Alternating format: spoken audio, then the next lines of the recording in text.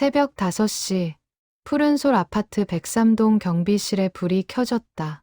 이른 시각임에도 경비실 안은 이미 정돈되어 있었다.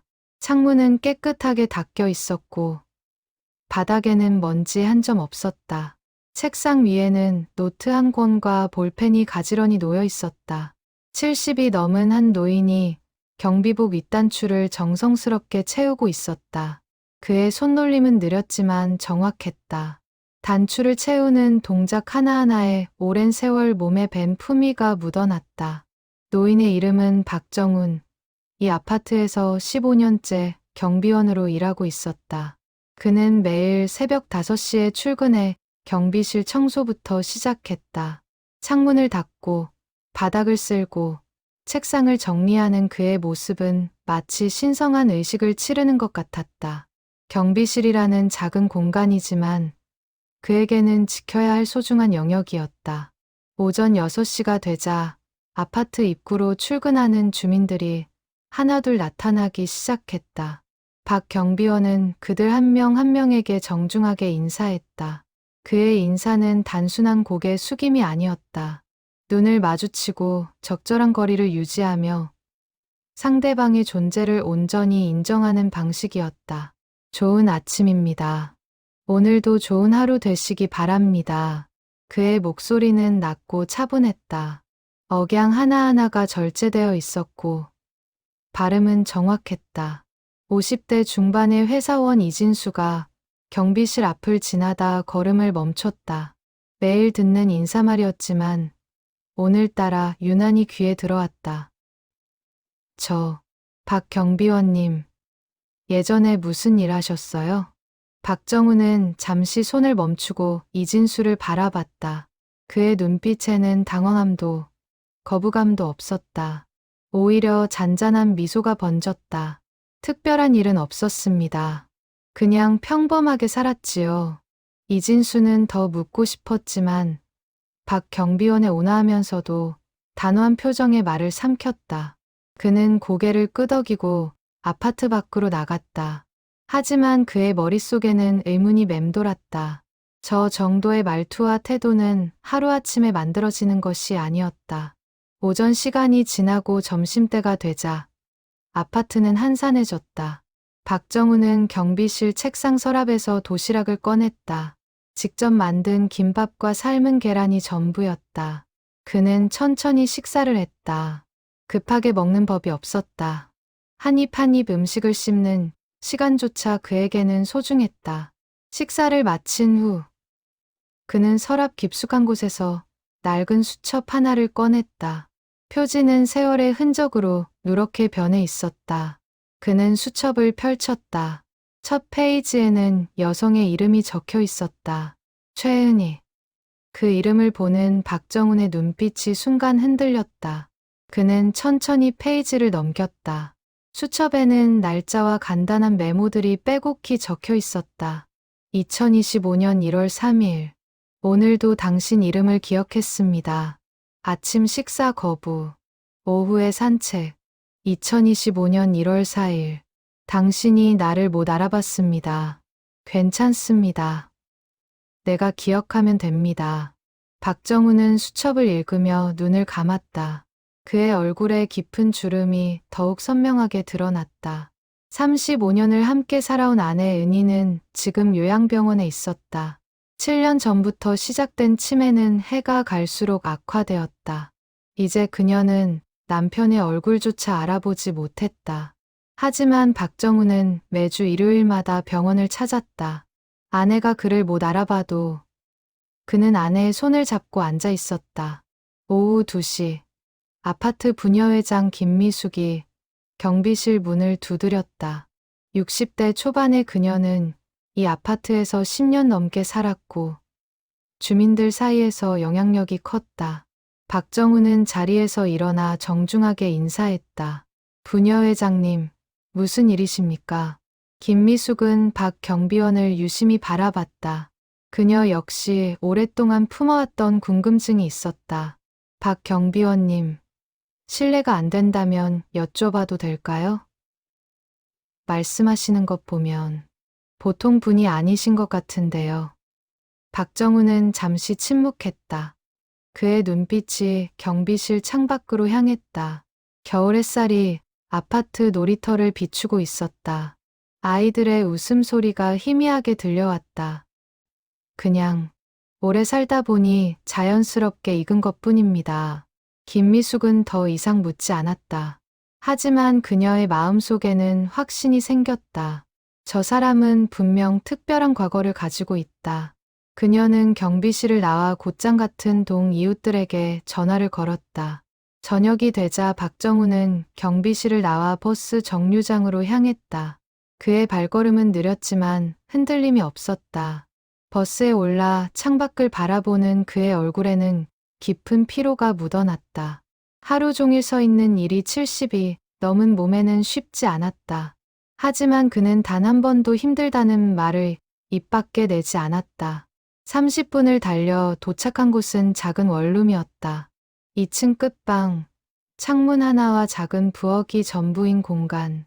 박정우는 문을 열고 들어가 불을 켰다. 방 안에는 간단한 가구만 놓여 있었다. 침대, 작은 책상, 옷장 하나. 하지만 벽면 한쪽에는 책들이 빼곡히 꽂혀 있었다. 철학, 문학, 역사책들. 책 등에는 오랜 세월의 흔적이 역력했다. 그는 옷을 갈아입고 책상 앞에 앉았다. 서랍에서 편지지 한 장을 꺼냈다. 그리고 천천히 펜을 들었다. 은희에게. 오늘도 당신을 생각했습니다. 아파트 주민들이 내 정체를 궁금해하더군요. 하지만 괜찮습니다. 중요한 건 당신이 편안한 곳에 있다는 것이니까요. 편지를 쓰는 그의 손은 떨리지 않았다. 글씨체는 여전히 단정했다. 그는 편지를 접어 서랍 깊숙이 넣었다. 그곳에는 이미 수백 통의 편지가 쌓여 있었다. 모두 읽히지 않을 편지들이었다. 하지만 박정우는 매일 밤 아내에게 편지를 썼다. 그것이 그가 아내와 연결되어 있다고 느끼는 유일한 방법이었다. 밤 11시, 박정우는 불을 끄고 잠자리에 들었다. 내일도 새벽 5시에 일어나야 했다. 그의 삶은 규칙적이고 반복적이었다. 하지만 그 반복 속에서 그는 의미를 찾았다. 매일 아침 아파트 주민들에게 인사하는 것, 경비실을 깨끗하게 유지하는 것, 밤마다 아내에게 편지를 쓰는 것. 이 작은 일상들이 그를 살아있게 했다. 월요일 아침, 푸른솔 아파트 103동 주민 카페에는 게시글 하나가 올라왔다. 부녀회장 김미숙이 올린 글이었다. 우리 아파트 박 경비원님. 정말 특별한 분 같지 않으세요? 말투나 행동 거지를 보면 보통 분이 아닌 것 같은데. 혹시 아시는 분 계신가요? 댓글은 순식간에 달리기 시작했다. 200세대가 넘는 아파트였고 주민 카페 회원만 300명이 넘었다. 평소 조용하던 게시판이 갑자기 활기를 띠었다. 저도 궁금했어요. 아침마다 인사받을 때 왠지 모르게 긴장돼요. 말씀하시는 거 들어보면 교육 많이 받으신 분 같던데. 혹시 옛날에 좋은 직장 다니셨던 거 아닐까요? 댓글이 50개를 넘어서자 605호에 사는 은퇴 교사 정수연이 조심스럽게 의견을 냈다. 제가 30년 넘게 교직에 있었는데요. 박 경비원님 말씀하시는 거 보면 학자 특유의 어투가 있어요. 문장 구조도 정확하고 단어 선택도 신중하시거든요. 이 댓글이 올라오자 분위기가 달라졌다. 단순한 호기심이 구체적인 추측으로 변했다. 사람들은 박정훈의 과거에 대해 각자의 이론을 내놓기 시작했다. 같은 시각 박정훈은 경비실에서 아침 업무를 하고 있었다. 택배 기사가 들고 온 수십 개의 상자를 정리하고 각 동별로 분류했다. 그의 손놀림은 여전히 정확했다. 무거운 상자도 허리를 굽히지 않고 다리 힘으로 들어 올렸다. 오랜 경험으로 몸에 무리가 가지 않는 방법을 터득한 것이었다. 오전 10시 402호에 사는 대학생 최민준이 경비실에 들렀다. 22살의 그는 인문학을 전공하고 있었고 박 경비원의 말투에서 뭔가 특별한 것을 감지했다. 경비원님, 혹시 철학에 관심 있으세요? 박정비원은 택배 상자를 정리하던 손을 멈추고 최민준을 바라봤다. 젊은이의 눈빛에는 순수한 호기심이 담겨 있었다. 철학이라. 왜 그런 질문을? 그냥 말씀하시는 거 들으면 뭔가 깊이가 있으신 것 같아서요. 제가 학교에서 철학 수업을 듣는데 교수님 말투랑 비슷한 느낌이 있어요. 박정우는 잠시 망설였다. 그리고 조용히 대답했다. 책은 좋아합니다. 시간 날 때마다 읽지요. 어떤 책 읽으세요? 여러 가지. 요즘은 주로 고전을 다시 읽습니다. 최민준의 눈이 반짝였다. 그는 더 많은 것을 알고 싶었다. 하지만 박경비원의 표정에서 더 이상 묻지 말라는 신호를 읽었다. 그는 고개를 숙여 인사하고 경비실을 나왔다. 점심시간이 되자 아파트 입구 벤치에는 주민 몇 명이 모였다. 503호의 주부 이영희, 307호의 은퇴 공무원 한석규, 그리고 부녀회장 김미숙이었다. 그들은 자연스럽게 박경비원에 대한 이야기를 나눴다. 제 생각엔 교수 출신인 것 같아요. 이영희가 확신에 찬 목소리로 말했다. 근데 교수였다면 연금도 있을 텐데 왜 경비 일을 하실까요? 한석규가 의문을 제기했다. 무슨 사연이 있겠죠. 혹시 빚이라도.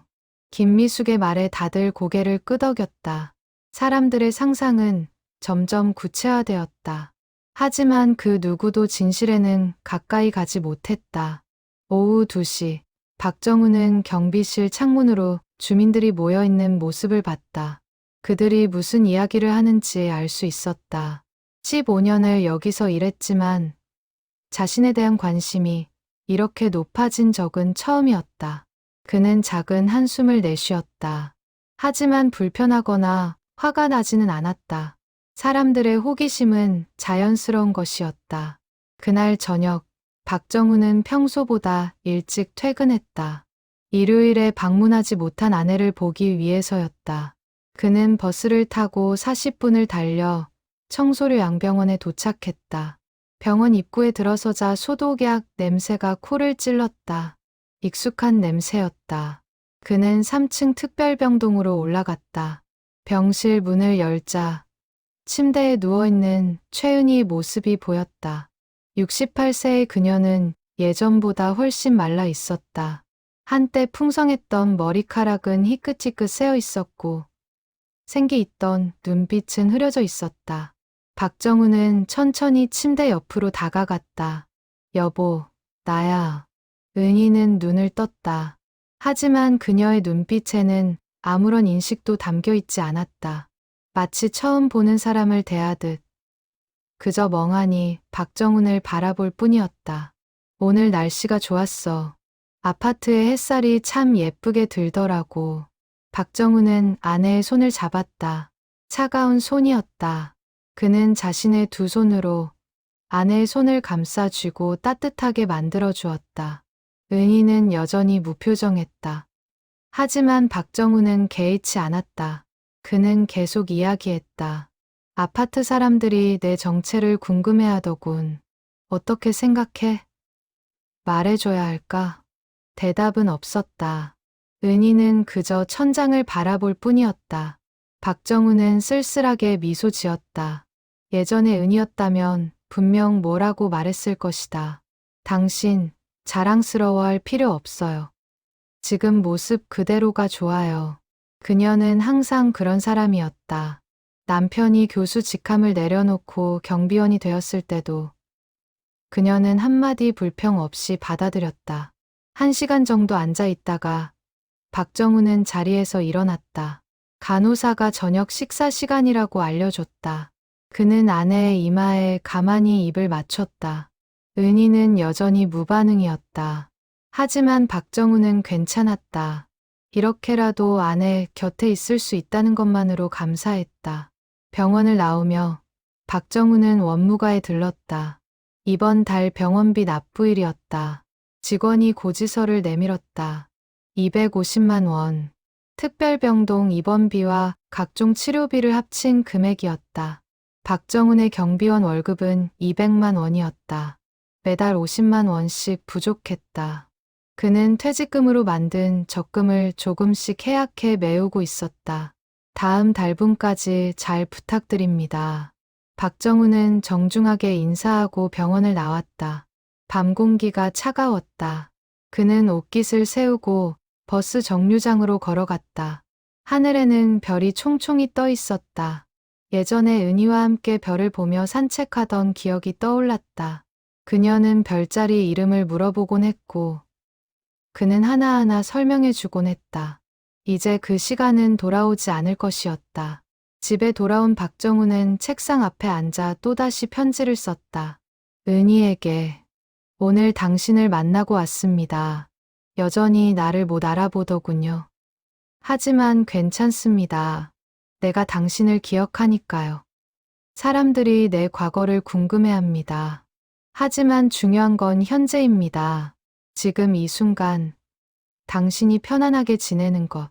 그것이 내가 원하는 전부입니다. 수요일 오전, 아파트 주민 카페의 조회수는 2천을 넘어섰다. 박 경비원에 대한 관심은 점점 커져만 갔다. 급기야 누군가 결정적인 단서를 올렸다. 오늘 경비실 가다가 봤는데 책상 위에 두꺼운 책이 놓여 있더라고요. 제목이 라틴어로 쓰여 있었어요. 보통 사람이 읽을 만한 책이 아니었어요. 이 글이 올라오자 댓글은 폭발적으로 늘어났다. 사람들의 궁금증은 이제 확신으로 바뀌어가고 있었다. 그날 오후, 최민주는 다시 경비실을 찾았다. 이번에는 자신이 읽던 철학책을 들고 왔다. 경비원님, 이 부분 좀 여쭤봐도 될까요? 수업 시간에 이해가 안 돼서요. 박정훈은 최민준이 펼친 책을 내려다봤다. 칸트의 순수이성 비판이었다. 그는 순간 당황했다. 하지만 곧 침착함을 되찾았다. 대학생이면 교수님께 여쭤보는 게 교수님도 어렵다고 하시더라고요. 근데 경비원님은 혹시 이 책 읽어보셨어요? 박정훈은 잠시 망설였다. 그리고 천천히 고개를 끄덕였다. 오래전에. 조금. 그럼 이 부분. 선험적 종합 판단이라는 게 뭔지 아세요? 박정훈은 깊은 숨을 들이쉬었다. 40년 가까이 강단에 섰던 시절의 기억이 되살아났다. 그는 자신도 모르게 설명하기 시작했다. 칸트는 지식의 기원에 대해 고민했습니다. 경험에서 오는 지식과 이성에서 오는 지식을 구분하려 했지요. 선험적 종합 판단은 그는 말을 멈췄다. 자신이 너무 깊이 들어가고 있다는 것을 깨달았다. 최민주는 눈을 크게 뜨고 박정훈을 바라봤다. 경비원님, 정말 대단하세요. 교수님보다 설명을 더 잘하시는 것 같은데요? 박정훈은 난처한 표정을 지었다. 그는 주제를 돌리려 했다. 책은 누구나 읽을 수 있는 거니까요. 공부 열심히 하세요. 최민주는 더 이상 묻지 않았다. 하지만 그는 확신했다. 박 경비원은 분명학자 출신이다. 그는 경비실을 나와 곧장 주민 카페에 글을 올렸다. 방금 박 경비원님께 철학 질문 드렸는데 설명이 교수님 수준이에요. 거의 확실합니다. 학자 출신 맞아요. 이 글이 올라오자 아파트는 술렁였다. 사람들은 각자의 추측을 더욱 구체화했다. 어떤 대학의 교수였을까? 무슨 과목을 가르쳤을까? 왜 교수직을 그만뒀을까? 질문은 꼬리에 꼬리를 물었다. 목요일 오후, 부녀회에서는 긴급 회의가 열렸다. 안건은 하나, 박 경비원의 정체를 밝히는 것이었다. 회장 김미숙을 포함해 5명의 임원이 모였다. 우리가 이렇게 캐는 게 실례 아닐까요? 이영희가 조심스럽게 말했다. 실례긴 하지만 궁금한 건 어쩔 수 없잖아요. 15년이나 우리 아파트를 지켜주신 분인데 알아도 되지 않을까요? 김미숙의 말에 다들 고개를 끄덕였다. 결국 그들은 결정을 내렸다. 박 경비원에게 직접 물어보기로 한 것이다. 금요일 아침 김미숙은 다른 임원 2명과 함께 경비실을 찾았다. 박정우는 평소처럼 정중하게 그들을 맞았다. 부녀회장님, 무슨 일이십니까? 김미숙은 준비한 말을 꺼냈다. 박 경비원님, 실례를 무릅쓰고 여쭙습니다. 혹시 예전에 교수님이셨나요? 경비실 안에 침묵이 흘렀다. 박정우는 창밖을 바라봤다. 아침 햇살이 아파트 화단을 비추고 있었다. 그곳에는 그가 직접 심은 장미가 자라고 있었다. 그는 천천히 입을 열었다. 중요한 건가요? 아, 그게 저희가 너무 실례를 했습니다. 하지만 15년 동안 함께 지낸 분인데 알고 싶었어요. 박정우는 긴 한숨을 내쉬었다. 그는 결국 고개를 끄덕였다. 네, 예전에 대학에서 가르쳤습니다. 경비실 안에 세 여성은 숨을 죽였다. 추측이 사실로 확인되는 순간이었다. 어느 대학이었는지 서강대학교 철학과였습니다. 김미숙의 눈이 커졌다. 서강대학교는 명문 사립대학이었다. 거기서 철학을 가르쳤다면 분명 학계에서도 인정받는 학자였을 것이다. 그런데 왜 그만두신 거예요? 박정우는 잠시 말을 멈췄다. 그의 눈빛이 깊어졌다.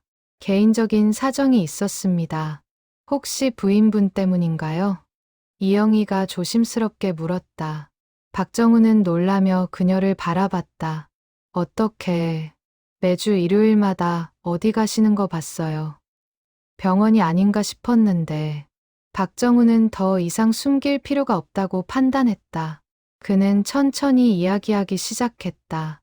아내가 7년 전부터 치매를 앓고 있습니다. 요양병원에 있지요. 세 여성의 표정이 굳었다. 갑자기 모든 퍼즐이 맞춰지는 느낌이었다.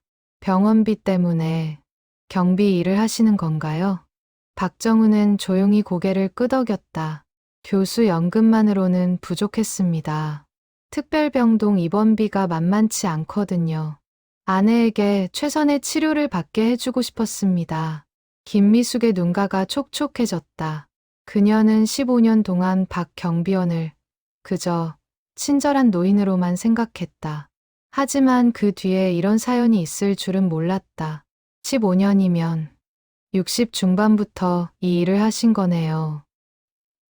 예, 65살에 시작했습니다. 처음에는 힘들었지요. 하지만 익숙해졌습니다. 이영희가 떨리는 목소리로 물었다. 부인분은 경비원님을 알아보시나요? 박정우는 고개를 저었다. 그의 눈빛에는 깊은 슬픔이 담겨 있었다. 3년 전부터 못 알아봅니다. 하지만 괜찮습니다. 제가 기억하면 되니까요. 세 여성은 더 이상 아무 말도 할 수 없었다. 그들은 박 경비원에게 깊이 고개를 숙였다. 김미숙이 떨리는 목소리로 말했다. 죄송합니다. 저희가 너무 함부로 캐물었습니다. 아닙니다. 언젠가는 알려질 일이었으니까요. 세 여성은 경비실을 나왔다. 그들은 한동안 말이 없었다.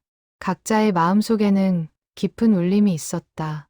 15년 동안 매일 아침 정중하게 인사하던 그 노인이 사실은 이런 무거운 짐을 지고 있었다는 것을, 명예로운 교수직을 버리고 경비원이 되어 묵묵히 아내를 돌보고 있었다는 것을. 그날 저녁 주민 카페에는 긴 글이 하나 올라왔다. 김미숙이 쓴 글이었다. 그녀는 박 경비원의 사연을 조심스럽게 공개했다. 물론 박정훈의 허락을 받은 후였다. 글을 읽은 주민들의 반응은 뜨거웠다. 댓글은 순식간에 200개를 넘어섰다. 15년 동안 몰랐다니.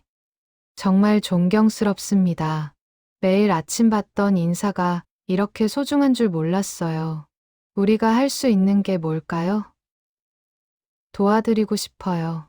박정우는 그날 밤 평소보다 늦게까지 경비실에 앉아 있었다.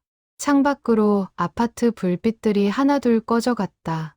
그는 자신의 이야기가 공개된 것에 대해 복잡한 감정을 느꼈다. 부끄럽기도 했고 동시에 홀가분하기도 했다. 15년 동안 지켜온 비밀이 풀렸지만 그것이 꼭 나쁜 것만은 아니었다. 토요일 아침 박정훈이 경비실에 출근하자 이상한 광경이 펼쳐졌다. 경비실 문 앞에 여러 개의 봉투와 상자가 놓여 있었다. 그는 당황스러워하며 하나씩 열어봤다. 봉투 안에는 돈이 들어 있었고 쪽지가 함께 있었다. 경비원님, 늘 감사했습니다. 작은 도움이나마 받아주세요. 마이너스 302호. 15년 동안 고생 많으셨습니다. 존경합니다. 마이너스 507호. 박정훈은 떨리는 손으로 봉투들을 세어봤다. 모두 합쳐 200만 원이 넘었다. 그는 의자에 주저앉았다. 가슴이 뜨거워졌다. 15년 동안 이 아파트에서 일했지만 이런 경험은 처음이었다. 오전 8시 부녀회장 김미숙이 경비실을 찾았다. 그녀 역시 봉투 하나를 들고 있었다. 경비원님, 저희가 부녀회 차원에서 모금을 했습니다.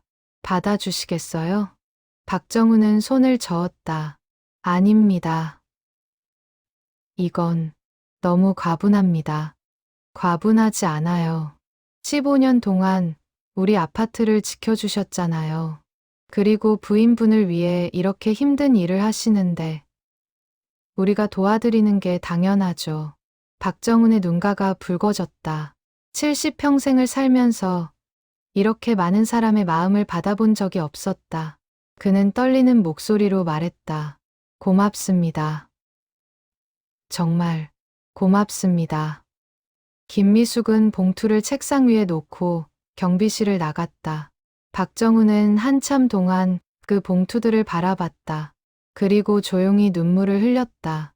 아무도 보지 않는 경비실에서 그는 처음으로 자신의 감정을 드러냈다. 오후가 되자 더 많은 주민들이 경비실을 찾았다. 어떤 이는 반찬을 가져왔고 어떤 이는 건강식품을 들고 왔다. 600호의 한의사 김진우는 보약을 지어왔다. 경비원님 연세에 서서 일하시면 힘드시잖아요. 이거 드시고 건강 챙기세요. 박정훈은 모든 것을 정중하게 받았다. 거절하기에는 주민들의 마음이 너무 진심이었다. 그날 하루 동안 경비실에는 끊임없이 사람들이 찾아왔다. 15년 동안 매일 스쳐 지나가던 사람들이 이제는 박정훈을 진심으로 걱정하고 있었다. 저녁이 되어 퇴근하려는데 402호의 최민준이 찾아왔다. 그는 두꺼운 책 한 권을 들고 있었다. 경비원님, 이거 드리고 싶어요. 제가 제일 좋아하는 철학책이에요. 박정훈은 책을 받아들었다. 에피쿠로스의 행복론이었다. 그는 미소 지었다. 에피쿠로스, 참 좋은 철학자지. 경비원님도 아시는군요. 역시. 최민주는 박정훈을 존경하는 눈빛으로 바라봤다. 학생, 공부 열심히 해요. 철학은 단순히 이론이 아니라 삶의 방식이니까. 네, 명심하겠습니다. 그런데 경비원님은 교수님 그만두신 거 후회 안 하세요? 박정훈은 잠시 생각했다. 그리고 천천히 대답했다. 후회 전혀 안 해요. 오히려 이 일이 더 보람 있어요. 어떻게요? 교수 시절엔 1년에 몇십 명의 학생을 만났지. 하지만 여기서는 매일 수백 명을 만나요. 아침마다 인사하고 작은 대화를 나누고 때로는 고민을 들어주기도 하지. 그게 나에겐 더 큰 의미예요. 최민주는 깊이 고개를 끄덕였다. 그는 박정훈에게서 진정한 철학자의 모습을 봤다. 이론이 아닌 삶으로 철학을 실천하는 사람. 박정훈은 집에 돌아와 오늘 받은 돈을 세어봤다. 모두 합쳐 300만 원이 넘었다. 이 돈이면 2달치 병원비를 낼 수 있었다. 그는 감사하는 마음으로 돈을 정리했다. 그리고 책상 앞에 앉아 아내에게 편지를 썼다. 은희에게 오늘 놀라운 일이 있었습니다. 15년 동안 우리 이야기를 숨겨왔는데 이제 모든 사람이 알게 되었어요. 그런데 알고 보니 숨길 일이 아니었더군요. 사람들이 우리를 응원해 줍니다. 당신도 기뻐할 거예요. 이렇게 많은 사람들의 마음을 받다니 우리 참 복받은 사람들이에요. 다음 날 일요일, 박정우는 평소보다 밝은 표정으로 병원을 찾았다. 간호사들이 그를 반겼다. 박 선생님, 오늘 기분이 좋아 보이시네요. 네, 좋은 일이 있었거든요. 그는 아내의 병실로 들어갔다. 은희는 창밖을 바라보고 있었다. 박정우는 그녀 옆에 앉아 손을 잡았다. 여보, 우리 아파트 사람들이 우릴 응원해요. 많은 도움도 받았어. 당신 병원비 걱정 덜었어. 은희는 여전히 무반응이었다. 하지만 박정우는 개의치 않았다. 그는 계속 이야기했다. 아파트에서 있었던 일들, 주민들의 따뜻한 마음, 받은 도움들. 그는 아내가 듣지 못해도 계속 말했다. 그것이 그가 아내와 연결되는 방식이었다. 1시간 정도 지났을 때 놀라운 일이 일어났다. 은희가 천천히 고개를 돌려 박정훈을 바라봤다. 그녀의 눈빛에는 순간적으로 무언가가 스쳐 지나갔다. 인식일까? 기억일까? 박정훈은 숨을 죽였다. 여보. 은희의 입술이 미세하게 움직였다. 소리는 나지 않았지만 박정훈은 그 입 모양을 읽을 수 있었다. 고맙습니다. 그녀가 그렇게 말하고 있었다. 박정훈의 눈에서 눈물이 흘러내렸다. 3년 만에 처음으로 아내가 반응을 보인 것이었다. 그 순간은 짧았다. 곧 은희의 눈빛은 다시 흐려졌다. 하지만 박정훈에게는 충분했다. 아내가 여전히 그곳 어딘가에 있다는 것을 확인했다. 그는 아내의 손을 더 꽉 잡았다. 사랑해요. 당신을 정말 사랑해요. 병원을 나오는 박정훈의 발걸음은 가벼웠다. 오랜만에 느끼는 희망이었다. 버스를 타고 집으로 가는 길, 그는 창밖을 바라보며 생각했다. 인생은 때로 예상치 못한 선물을 준다. 주민들의 따뜻한 마음, 아내의 작은 반응, 이 모든 것이 그에게는 기적 같았다. 집에 도착해 그는 다시 편지를 썼다. 은희에게, 오늘 당신이 나를 봤어요. 3년 만에 처음으로. 짧은 순간이었지만 나는 확신했어요. 당신이 아직 거기 있다는 것을, 우리의 사랑이 아직 살아있다는 것을, 이제 조금 더 힘을 낼 수 있을 것 같아요. 당신을 위해, 우리를 위해. 월요일 아침, 푸른솔 아파트는 평소와 달랐다. 주민들이 경비실 앞에 줄을 서서 박정훈에게 인사했다. 어떤 이는 깊게 고개를 숙였고, 어떤 이는 악수를 청했다. 박정훈은 당황스러웠지만 한 명 한 명에게 정중하게 답했다. 경비원님이 아니라 교수님이라고 불러도 될까요? 507호의 주부 윤미라가 조심스럽게 물었다. 아닙니다. 저는 이제 경비원입니다. 그게 제 일이고 제 정체성이에요. 하지만 괜찮습니다. 15년 동안 경비원으로 살아왔으니까요. 오히려 지금이 더 편합니다. 윤미라는 박정훈의 말에 깊이 감동했다. 명예나 지위에 연연하지 않는 그의 태도가 존경스러웠다. 오전 10시 605호의 정수연 선생님이 경비실을 찾았다. 그녀는 은퇴한 교사였고 교육에 대한 열정이 여전했다. 교수님, 제안이 하나 있는데요. 혹시 우리 아파트 청소년들에게 특강을 해주실 수 있을까요? 박정훈은 고개를 저었다. 저는 이미 강단을 떠난 사람입니다. 하지만 교수님의 지혜가 아깝잖아요. 요즘 아이들, 인문학적 소양이 많이 부족하거든요. 교수님 같은 분이 한 말씀만 해주셔도. 박정훈은 잠시 생각했다. 15년 동안 한 번도 다시 강의를 생각해 본 적이 없었다. 하지만 정수연의 간절한 눈빛을 보니 거절하기 어려웠다. 생각해 보겠습니다. 정말요? 감사합니다. 정수연은 기뻐하며 경비실을 나갔다. 박정훈은 혼자 남아 곰곰이 생각했다. 다시 누군가를 가르친다는 것, 그것이 가능할까? 15년의 공백이 너무 크지 않을까. 그날 저녁 부녀회에서는 긴급 회의가 열렸다. 안건은 박정훈 교수를 위한 특별 프로그램이었다. 김미숙 회장이 제안했다. 교수님의 재능을 살릴 방법을 찾아야 해요. 경비 일만 하시게 하기엔 너무 아깝잖아요. 그럼 어떻게 하죠? 아파트 커뮤니티 센터에서 인문학 강좌를 여는 건 어떨까요? 교수님께 부탁드리고 주민들이 참여하는 거예요. 좋은 생각이에요. 하지만 교수님이 동의하실까요? 설득해봐야죠. 이건 교수님을 위한 것도 있지만 우리 아파트 주민들을 위한 것이기도 하니까요.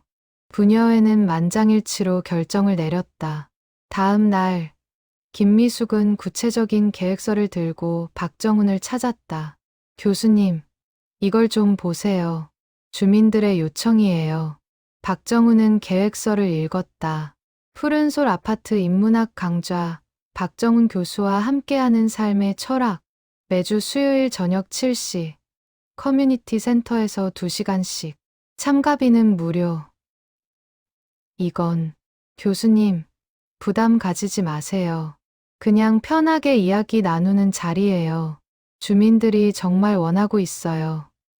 박정훈은 긴 침묵 끝에 고개를 끄덕였다. 해보겠습니다. 하지만 딱 한 학기만요. 감사합니다. 수요일 저녁 커뮤니티 센터에는 40여 명의 주민이 모였다. 10대 학생부터 70대 노인까지 다양한 연령층이었다. 박정훈은 15년 만에 다시 청중 앞에 섰다.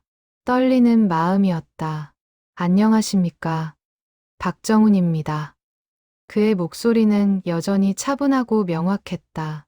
사람들은 숨을 죽이고 그를 바라봤다. 오늘은 행복이란 무엇인가라는 주제로 이야기하려 합니다.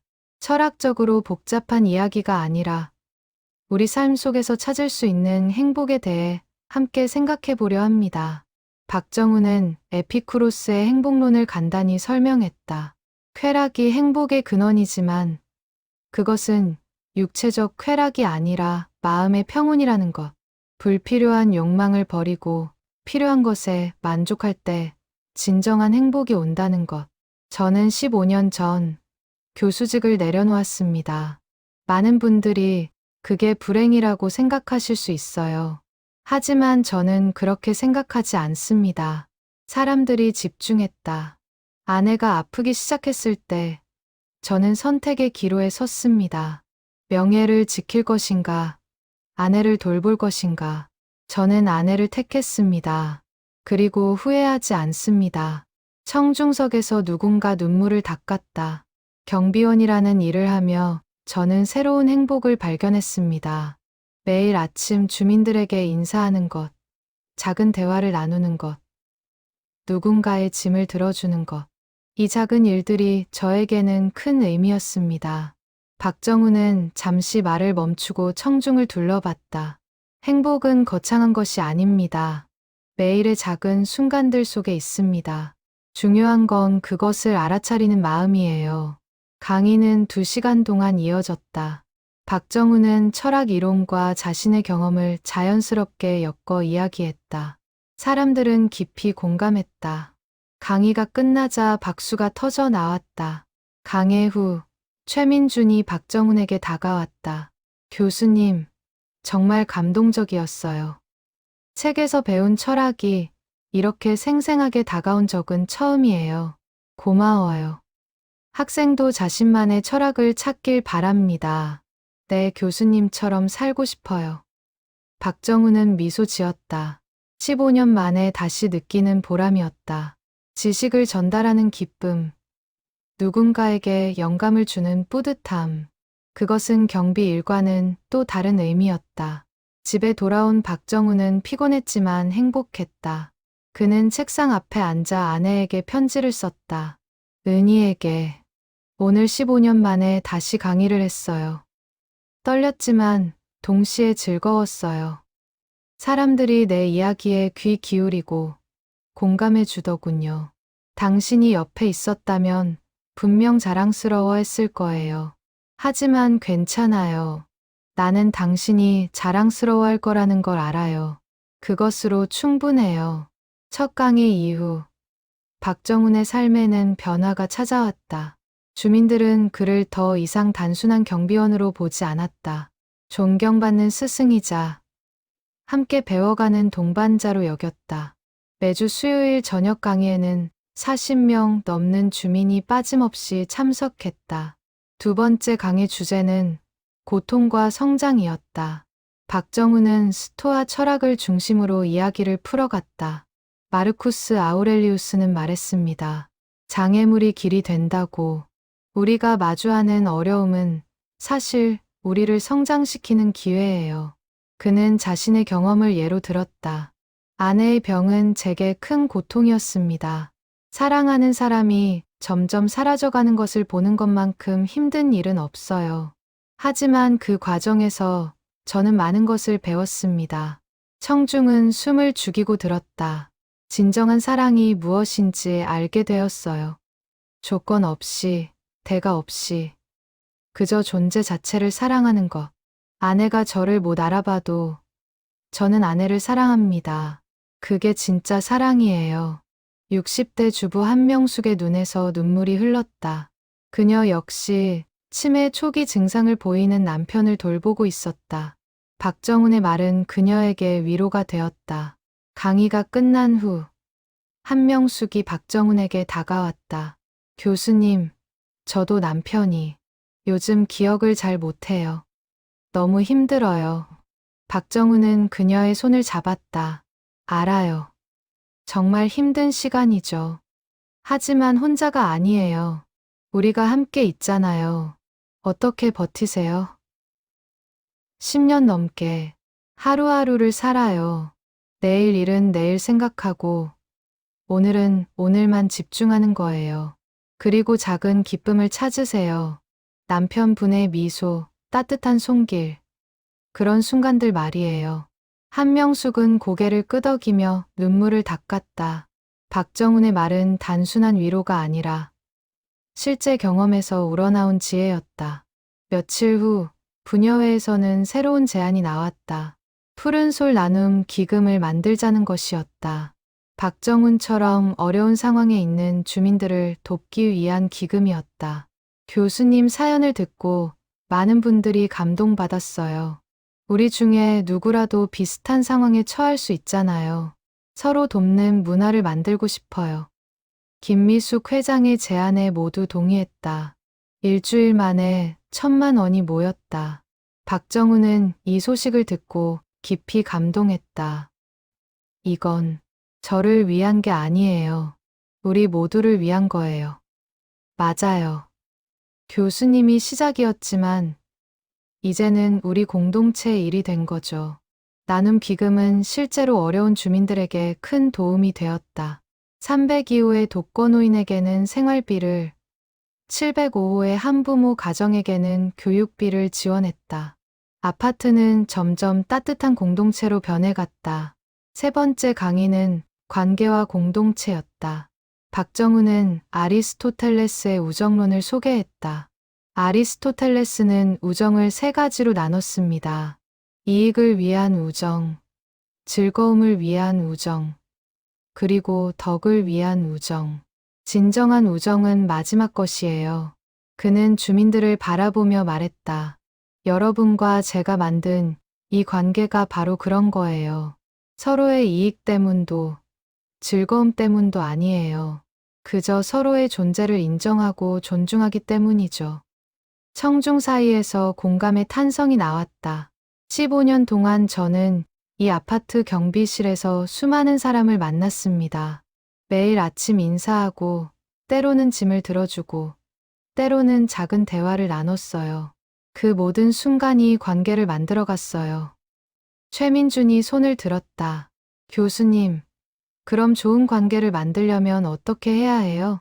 박정훈은 미소 지었다. 간단해요. 진심으로 대하는 거예요. 상대방의 이야기를 들어주고 그의 존재를 인정하고 필요할 때 도움을 주는 것. 거창한 게 아니에요. 강의 후 사람들은 서로 이야기를 나누며 친해졌다. 같은 아파트에 살면서도 몰랐던 이웃들이 이제는 친구가 되어갔다. 박정훈의 강의는 단순히 지식을 전달하는 것이 아니라 공동체를 만들어가는 과정이었다. 일요일, 박정훈은 병원을 찾았다. 이번에는 특별한 선물을 가져갔다.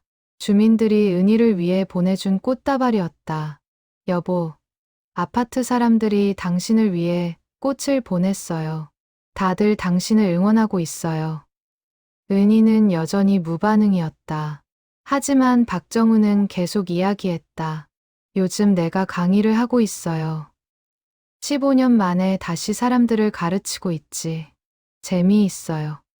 그리고 보람 있어요. 당신이 옆에 있었다면 분명 좋아했을 거예요.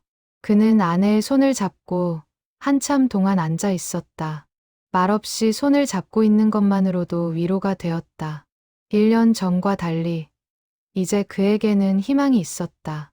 주민들의 따뜻한 마음, 강의를 통한 보람, 그리고 아내와 함께한 시간들.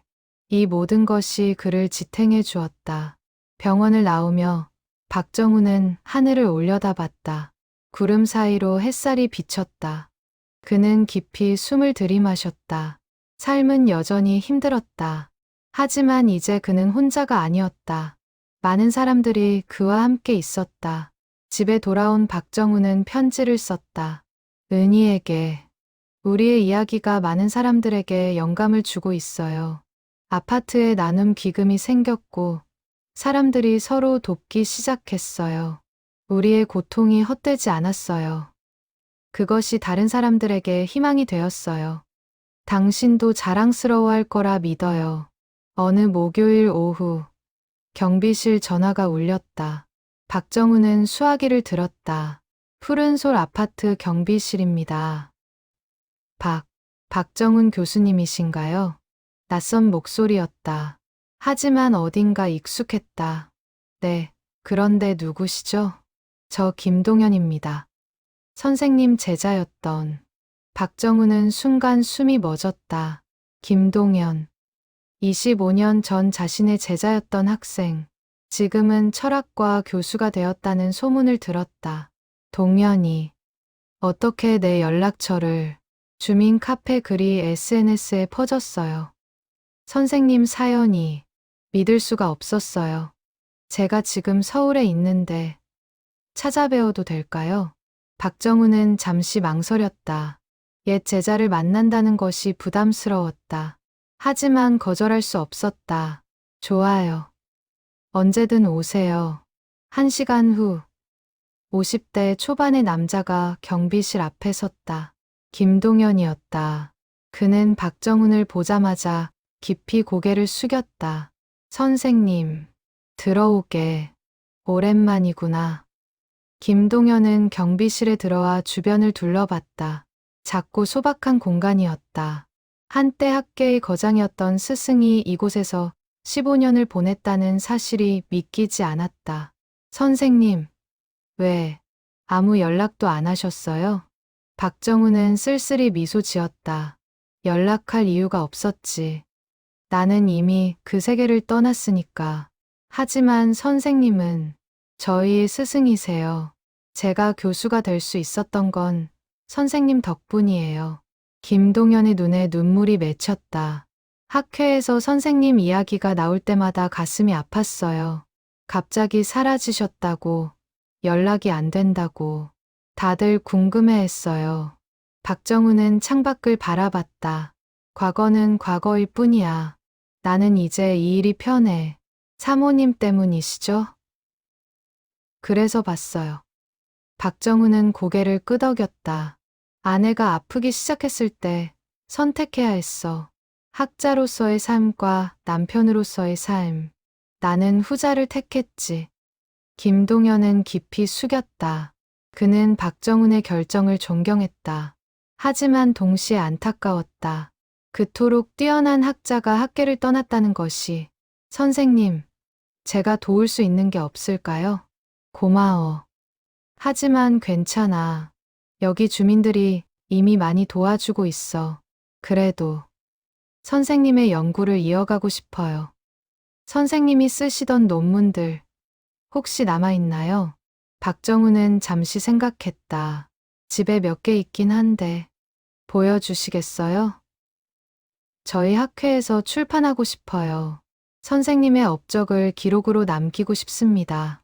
박정우는 김동연의 진심 어린 눈빛을 봤다. 거절할 수 없었다. 그날 저녁 김동연은 박정훈의 집을 방문했다.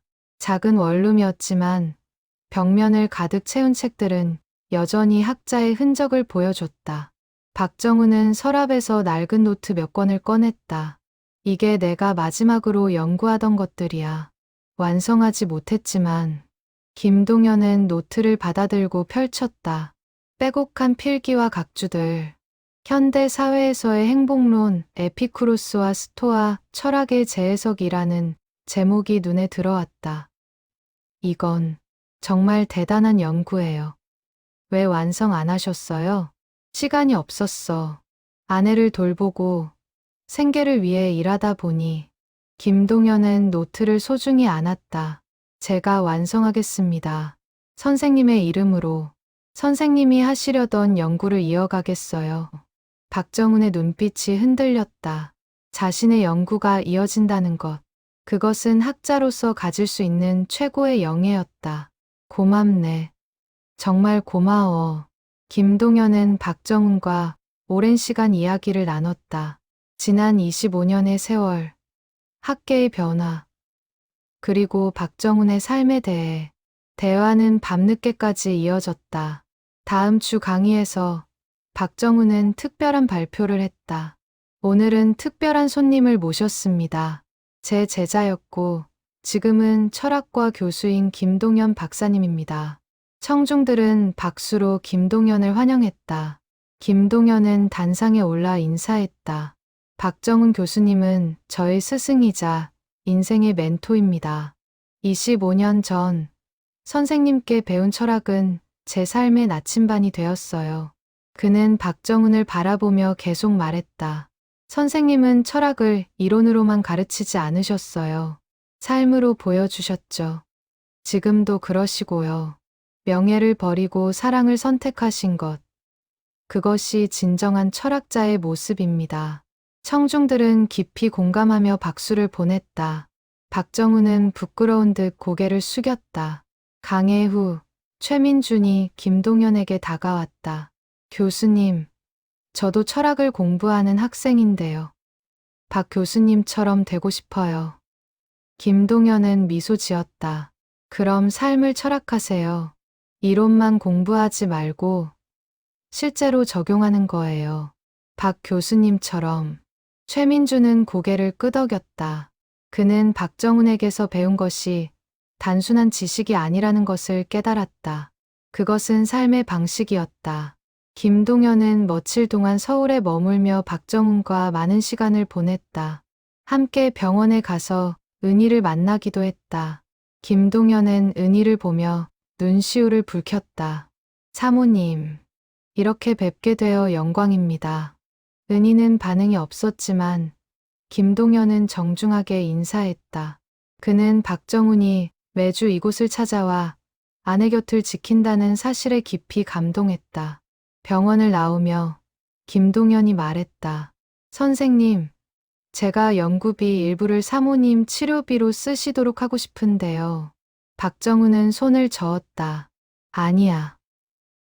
그건 선생님의 연구를 제가 이어가는 거예요. 그 대가는 당연히 선생님께 가야죠. 제발 받아주세요. 박정훈은 제자의 진심을 거절할 수 없었다. 그는 깊이 고개를 숙였다. 고맙네. 정말 고마워. 김동연은 서울로 돌아가기 전 마지막으로 경비실을 찾았다. 선생님, 꼭 다시 뵙겠습니다. 그리고 선생님의 연구를 완성해서 보여드릴게요. 응, 건강해야 해. 두 사람은 깊이 포옹했다. 25년의 세월을 뛰어넘은 스승과 제자의 재회였다. 김동연이 떠난 후 박정훈은 경비실에 혼자 앉아 있었다. 마음이 따뜻했다. 자신의 가르침이 이어지고 있다는 것. 그것이 학자로서 가질 수 있는 최고의 보람이었다. 12월이 되자 아파트는 크리스마스 분위기로 물들었다. 하지만 박정훈에게는 특별한 의미가 없었다. 그는 여전히 매일 새벽 5시에 출근하고 저녁 6시에 퇴근했다. 다만 한 가지 달라진 점이 있었다. 이제 그는 혼자가 아니었다. 크리스마스 일주일 전, 부녀회에서는 특별한 계획을 세웠다. 박정훈과 은희를 위한 깜짝 선물이었다. 김미숙 회장이 주도했다. 교수님께서 항상 베푸시기만 하셨잖아요. 이번엔 우리가 뭔가 해드려야 해요. 무엇을 할 건데요? 병원에 있는 사모님을 이곳으로 모셔오는 거예요. 하루만이라도 교수님과 함께 시간을 보낼 수 있게. 아이디어는 훌륭했다. 하지만 실행이 쉽지 않았다. 은희의 상태를 고려해야 했고 병원의 허락도 필요했다. 김미숙은 직접 병원을 찾아가 원장을 만났다. 환자분의 남편 되시는 분이 우리 아파트 경비원이세요. 15년 동안 헌신적으로 일하셨고 주민들이 모두 존경하는 분이에요. 크리스마스에 부부가 함께 시간을 보낼 수 있게 해주고 싶어요. 병원 원장은 박정훈의 이야기를 듣고 감동했다. 좋습니다. 하루 외출 허가를 내드리죠. 다만 간호사 한 분이 동행해야 합니다. 감사합니다. 크리스마스 당일 박정훈은 평소처럼 경비실에 출근했다. 하지만 아파트 분위기가 이상했다. 커뮤니티 센터에 불이 환하게 켜져 있었고 사람들이 분주히 움직이고 있었다. 무슨 행사라도 있나? 박정훈이 김미숙에게 물었다. 그녀는 신비로운 미소를 지었다. 네, 특별한 행사가 있어요. 교수님, 오후 2시에 센터로 오세요. 나요? 네, 꼭 오셔야 해요. 박정훈은 의아해하면서도 약속을 지켰다. 오후 2시. 그는 커뮤니티 센터 문을 열었다. 그리고 그는 얼어붙었다. 센터 안에는 수십 명의 주민들이 모여 있었고 중앙에는 휠체어에 앉은 은희가 있었다. 여보. 박정훈은 떨리는 발걸음으로 아내에게 다가갔다. 은희는 여전히 멍한 표정이었지만 오늘따라 단정하게 단장되어 있었다. 머리는 곱게 빗겨져 있었고 깨끗한 옷을 입고 있었다. 교수님, 크리스마스 선물이에요. 김미숙이 말했다. 박정훈은 눈물을 참을 수 없었다. 그는 아내 앞에 무릎을 꿇고 그녀의 손을 잡았다. 여보, 나야. 우리 함께 있어. 은희는 박정훈을 바라봤다. 그녀의 눈빛에는 여전히 인식이 없었다. 하지만 박정훈은 괜찮았다. 이렇게 아내와 함께 있을 수 있다는 것만으로 충분했다. 주민들은 박정훈과 은희를 위해 작은 파티를 준비했다. 케이크, 음악, 그리고 따뜻한 격려의 말들. 최민주는 기타를 들고 나와 Let It Be를 연주했다. 박정훈은 아내의 손을 잡고 음악을 들었다. 파티가 진행되는 동안 박정훈은 주민들에게 이야기했다. 저는 제가 이렇게 많은 사랑을 받을 자격이 있는지 모르겠습니다. 교수님, 당연히 있으세요. 정수연 선생님이 말했다. 15년 동안 우리를 위해 일하셨잖아요. 그리고 우리에게 삶의 지혜를 가르쳐 주셨어요. 맞아요. 교수님 덕분에 우리 아파트가 진짜 공동체가 됐어요. 이영희가 덧붙였다. 박정훈은 눈물을 닦으며 고개를 숙였다. 고맙습니다. 정말 고맙습니다. 파티는 3시간 동안 이어졌다. 박정훈은 내내 아내 곁에 앉아 그녀의 손을 잡고 있었다. 은희는 반응이 없었지만 박정훈은 행복했다. 이 순간이 영원하기를 바랐다. 오후 5시 간호사가 시간을 알렸다. 은희를 다시 병원으로 데려가야 할 시간이었다. 박정훈은 아내를 휠체어에 태우고 천천히 밖으로 나갔다. 주민들이 일렬로 서서 그들을 배웅했다. 사모님, 건강하세요. 교수님, 사랑합니다. 주민들의 목소리가 들렸다. 박정훈은 그들에게 고개를 숙여 인사했다. 간호사가 은희를 차에 태우려 할 때 놀라운 일이 일어났다. 은희가 갑자기 박정훈의 손을 꽉 잡았다. 그녀의 눈빛이 순간적으로 맑아졌다. 그리고 희미한 목소리로 말했다. 고마워요. 박정훈은 얼어붙었다. 4년 만에 처음으로 듣는 아내의 말이었다. 그는 아내를 꼭 안았다. 나도 고마워. 당신과 함께해서. 은희의 눈빛은 곧 다시 흐려졌다. 하지만 그 짧은 순간 그녀는 분명 박정훈을 알아봤다. 박정훈은 눈물을 흘리며 아내를 배웅했다. 차가 떠나는 것을 보며 그는 주민들에게 돌아섰다. 여러분, 제가 이 순간을 평생 잊지 못할 것 같습니다. 정말 감사합니다. 주민들은 박수로 화답했다. 그날 밤, 박정훈은 집에 돌아와 편지를 썼다. 은희에게, 오늘 우리 함께 있었어요. 아파트 사람들이 당신을 이곳으로 모셔왔어요. 당신은 여전히 아름다웠어요. 그리고 마지막에 당신이 나를 알아봤어요. 4년 만에 처음으로 고마워요 라고 말했죠. 그 말 한마디가 내게 얼마나 큰 의미인지 당신은 알까요? 나는 이제 확신해요. 우리의 사랑은 침해도, 시간도, 어떤 것도 끊을 수 없다는 것을. 그날 밤, 박정훈은 오랜만에 깊은 잠에 들었다. 꿈속에서 그는 젊은 시절의 은희를 만났다. 그들은 함께 웃고, 이야기하고, 사랑했다.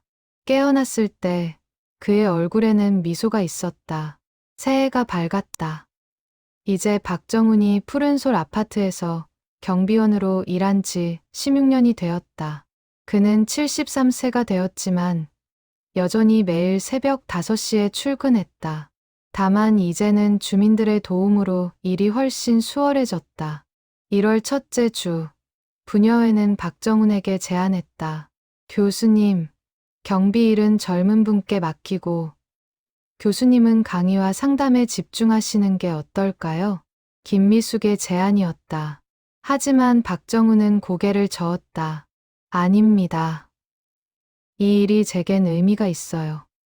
계속하고 싶습니다. 하지만 연세도 있으시고 괜찮습니다. 아직 건강해요. 그리고 이 일을 통해 사람들을 만나는 게 좋아요. 박정훈은 완고했다. 주민들은 그의 뜻을 존중하기로 했다. 다만 근무 시간을 줄여서 오전에만 일하고 오후에는 쉬거나 강의를 준비하도록 했다. 새 학기가 시작되자 박정훈의 강의에는 더 많은 사람이 모였다. 이제는 다른 아파트 주민들도 참여했다. 소문이 퍼지면서 멀리서 찾아오는 사람들도 생겼다. 박 교수님의 강의는 특별해요. 이론이 아니라 삶을 이야기하시거든요. 한 청강생이 말했다. 박정훈의 강의는 단순한 철학 강좌가 아니었다. 그것은 인생 수업이었다. 그는 자신의 경험을 바탕으로 행복, 사랑, 고통, 용기에 대해 이야기했다. 2월, 김동연 교수가 다시 찾아왔다. 이번에는 두꺼운 원고를 들고 왔다. 선생님, 완성했습니다. 그는 흥분된 목소리로 말했다. 원고의 제목은 현대 사회에서의 행복론, 박정훈 교수의 에피쿠로스와 스토아 철학 재해석이었다. 내 이름을, 당연히 선생님 이름이 들어가야죠. 이건 선생님의 연구예요. 저는 그걸 완성한 것뿐이에요. 박정훈은 원고를 받아들고 읽기 시작했다. 25년 전 자신이 쓴 초고의 김동연의 연구가 더해져 완성된 논문이었다. 그는 감동했다. 자신의 생각이 이렇게 체계적으로 정리되다니. 고맙네. 정말 고마워. 이 논문이 다음 달 학회지에 실립니다. 그리고 출판사에서 책으로 내자고 제안했어요. 박정훈은 놀라움을 감추지 못했다. 16년 만에 학계로 돌아가는 것이었다. 물론 물리적으로는 여전히 경비실에 있지만 그의 사상은 다시 세상으로 나가는 것이었다. 인세의 절반은 선생님께 가게 했습니다. 사모님 치료비로 쓰세요. 아니야, 그건 선생님, 이건 선생님의 권리예요. 제발 받아주세요. 박정우는 결국 고개를 끄덕였다. 그는 제자의 진심을 거절할 수 없었다. 3월이 되자 아파트에는 봄이 찾아왔다. 박정훈이 심은 장미꽃이 피기 시작했다. 그는 매일 아침 꽃에 물을 주며 행복을 느꼈다. 작은 생명이 자라나는 것을 보는 기쁨이었다. 어느 일요일, 박정훈은 병원을 찾았다. 오늘은 특별한 선물을 가져왔다. 김동연의 논문이 실린 학회지였다. 여보, 봐요. 우리 연구가 세상에 나왔어요. 그는 아내에게 학회지를 보여줬다. 은희는 반응이 없었다. 하지만 박정우는 계속 이야기했다. 이제 많은 사람들이 우리 이야기를 읽을 거예요. 사랑에 대해, 행복에 대해, 당신과 내가 함께 배운 것들을. 그는 아내의 손을 잡았다. 차가운 손이었다.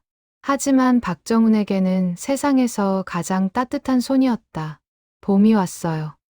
아파트에 장미꽃이 피었어요. 당신이 좋아하던 빨간 장미. 다음에 올 때 가져올게요. 박정훈은 1시간 정도 앉아 있다가 자리에서 일어났다. 간호사에게 인사하고 병원을 나오는데 원장이 그를 불렀다. 박 선생님, 잠깐 이야기 좀 할 수 있을까요? 박정훈은 원장실로 따라갔다. 원장은 진지한 표정으로 말했다. 부인의 상태가 조금 악화되었습니다. 박정훈의 표정이 굳었다. 어떻게? 신체 기능이 점점 약해지고 있어요. 식사도 잘 못하시고 이제 더 집중적인 케어가 필요합니다. 비용이 많이 올라갈 겁니다. 한 달에 350만 원 정도. 박정훈은 깊은 한숨을 내쉬었다. 경비원 월급으로는 감당할 수 없는 금액이었다. 하지만 그는 주저하지 않았다. 알겠습니다. 최선을 다해주세요. 정말 괜찮으시겠어요? 네. 아내를 위해서라면 뭐든 할 수 있습니다. 병원을 나온 박정훈은 무거운 마음으로 집에 돌아왔다. 그는 책상 앞에 앉아 계산기를 두드렸다. 김동연이 보내준 인쇄, 주민들이 모아준 기금, 자신의 월급, 모두 합쳐도 부족했다. 그는 깊은 고민에 빠졌다. 다음 날, 그는 김미숙 회장을 찾았다. 회장님, 제가 부탁이 있습니다. 말씀하세요, 교수님. 강의 시간을 늘리고 싶어요. 그리고 가능하면 강의료를 받고 싶습니다. 김미숙은 박정훈의 표정에서 무언가를 읽었다. 무슨 일이세요? 박정훈은 솔직하게 말했다. 아내의 상태, 늘어난 병원비, 자신의 고민. 김미숙은 그의 이야기를 듣고 즉시 행동에 나섰다. 걱정 마세요. 우리가 도울게요. 아닙니다. 이미 너무 많은 도움을 받았어요. 이건 도움이 아니에요. 교수님의 강의는 우리 모두에게 큰 가치가 있어요. 당연히 대가를 받으셔야죠. 며칠 후 부녀회는 유료 인문학 강좌를 공식화했다. 주민들은 기꺼이 수강료를 냈다. 한 달에 10만 원, 40명이 등록했다. 박정훈에게는 400만 원의 추가 수입이 생겼다. 이제 괜찮으시겠어요? 김미숙이 물었다. 박정훈은 감사의 눈물을 흘렸다. 고맙습니다. 정말 어떻게 감사를 드려야 할지 모르겠습니다. 감사는요. 계속 좋은 강의 해주시는 걸로 충분해요. 박정훈은 새로운 각오를 다졌다. 더 좋은 강의를 하겠다고, 주민들의 기대에 부응하겠다고, 그리고 아내를 끝까지 지키겠다고. 4월 어느 토요일 아침, 박정훈의 전화가 울렸다. 병원에서 온 전화였다. 간호사의 목소리는 긴급했다. 박 선생님, 빨리 오셔야 할 것 같습니다. 박정훈은 심장이 철렁 내려앉았다. 그는 서둘러 병원으로 향했다. 택시를 타고 가는 내내 그의 손은 떨렸다. 제발, 제발 괜찮기를. 그는 계속 기도했다. 병원에 도착하자 의료진이 그를 기다리고 있었다. 원장이 조심스럽게 말했다. 부인께서 의식을 잃으셨습니다. 상태가 좋지 않습니다. 박정우는 다리에 힘이 빠졌다. 그는 비틀거리며 병실로 달려갔다. 침대에 누워있는 은희의 모습. 그녀는 산소 마스크를 쓰고 있었고 생명 유지 장치에 연결되어 있었다. 여보. 박정우는 아내 곁에 무릎을 꿇었다. 그리고 그녀의 손을 잡았다. 차갑고 약한 손이었다. 깨어나요. 제발 깨어나요. 하지만 은희는 반응이 없었다. 박정우는 눈물을 흘리며 아내의 손을 자신의 뺨에 대었다. 당신 없이는 못 살아요. 제발. 의사가 조심스럽게 말했다. 상태가 계속 악화되고 있습니다. 각오하셔야 할 것 같습니다. 박정우는 고개를 저었다. 받아들일 수 없었다. 35년을 함께 산 아내, 10년 넘게 헌신적으로 돌본 아내, 그녀가 떠난다는 것을 상상할 수 없었다. 소식을 들은 아파트 주민들이 하나둘 병원을 찾았다. 김미숙, 정수연, 최민준, 한명숙. 그들은 박정훈 곁에 조용히 서 있었다. 말은 필요 없었다. 그저 함께 있어주는 것만으로 위로가 되었다. 해가 지고 밤이 되었다. 박정훈은 아내 곁을 떠나지 않았다. 그는 계속 이야기했다. 우리 처음 만났던 날 기억해요? 대학교 도서관이었죠. 당신이 철학책을 찾고 있었고 내가 도와줬어요. 그때부터 우리 인연이 시작됐죠. 그는 쓸쓸하게 미소 지었다. 우리 참 행복했어요. 가난했지만 행복했어요. 당신은 항상 웃었고 나는 그 웃음을 보는 게 좋았어요. 은희의 호흡이 약해지고 있었다. 생명 유지 장치의 소리만이 병실을 채웠다. 아파트 일 시작할 때 당신이 뭐라고 했는지 기억해요? 괜찮아요. 우리 함께니까. 그 말이 내게 얼마나 큰 힘이 됐는지 당신은 알까요? 박정훈의 목소리가 떨렸다. 당신은 내 인생 최고의 선물이었어요. 당신과 함께한 35년이 내 인생에서 가장 소중한 시간이었어요. 그러니까 제발 가지 마요. 자정이 가까워졌다. 은희의 호흡은 점점 더 약해졌다. 의료진이 긴장한 표정으로 모니터를 지켜봤다. 박정우는 아내의 손을 꽉 잡았다. 그때 기적 같은 일이 일어났다. 은희의 손가락이 미세하게 움직였다. 그녀의 눈꺼풀이 떨렸다. 그리고 천천히 눈을 떴다. 여보. 박정우는 숨을 멈췄다. 은희가 그를 바라보고 있었다. 그녀의 눈빛에는 오랜만에 인식이 담겨 있었다. 당신, 알아요? 은희는 희미하게 고개를 끄덕였다. 그리고 입술을 움직였다. 소리는 나지 않았지만 박정우는 그 입 모양을 읽을 수 있었다. 사랑해요. 박정우는 눈물을 흘리며 아내를 껴안았다. 나도 사랑해요. 정말 사랑해요. 그 순간은 영원처럼 느껴졌다.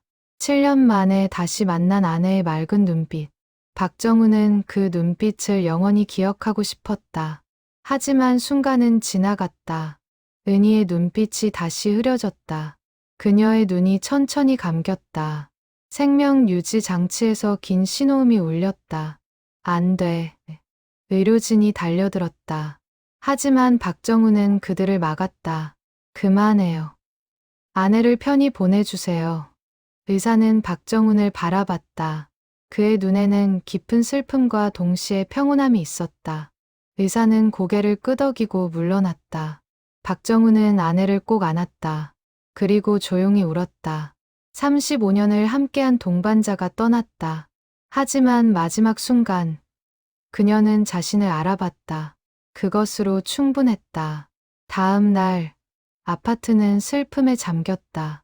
주민들은 모두 장례식에 참석했다. 영정사진 속 은희는 환하게 웃고 있었다. 젊은 시절의 사진이었다. 장례식에서 박정우는 조사를 읽었다.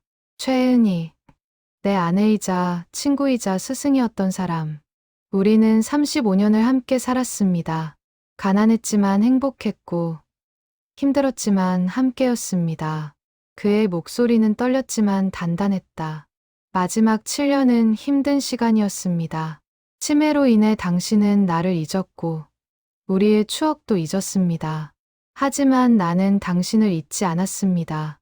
매일 당신을 생각했고, 매일 당신을 사랑했습니다. 청중석에서 흐느끼는 소리가 들렸다. 그리고 마지막 순간, 당신은 나를 알아봤습니다. 사랑해요라고 말해줬습니다. 그것으로 충분합니다. 우리의 사랑은 끝나지 않았습니다. 당신이 어디에 있든 우리는 연결되어 있습니다. 박정우는 영정사진을 바라보며 깊이 고개를 숙였다. 안녕히 가세요, 여보. 언젠가 다시 만날 때까지. 장례를 마친 후 박정우는 경비실로 돌아왔다. 주민들은 그를 걱정했다. 교수님, 좀 쉬세요. 경비일은 우리가 대신할게요. 하지만 박정우는 고개를 저었다. 일하는 게 더 나아요. 그래야 생각이 덜 나니까. 그는 평소처럼 경비실을 정리했다. 창문을 닫고, 바닥을 쓸고, 책상을 정돈했다. 그 단순한 반복 속에서 그는 위로를 찾았다. 한 달이 지났다. 박정우는 여전히 매일 새벽 5시에 출근했다. 주민들에게 정중하게 인사했다. 그리고 매주 수요일 저녁에는 강의를 했다. 삶은 계속되었다. 어느 일요일, 박정우는 묘지를 찾았다. 은희의 묘 앞에 꽃을 놓고 앉았다. 아파트에서 가져온 빨간 장미였다. 여보, 나예요. 잘 지내고 있어요? 그는 아내에게 이야기했다. 아파트에서 있었던 일들, 강의 이야기, 주민들의 안부. 마치 아내가 살아있을 때처럼 자연스럽게 사람들이 우리 이야기를 책으로 만들고 싶대요. 동현이가 제안했어요. 어때요? 우리 사랑 이야기가 많은 사람들에게 전해지는 거. 바람이 불어왔다. 장미 꽃잎이 흔들렸다. 나는 괜찮아요. 물론 당신이 그립지만 잘 지내고 있어요. 당신과의 추억이 나를 지탱해 주니까.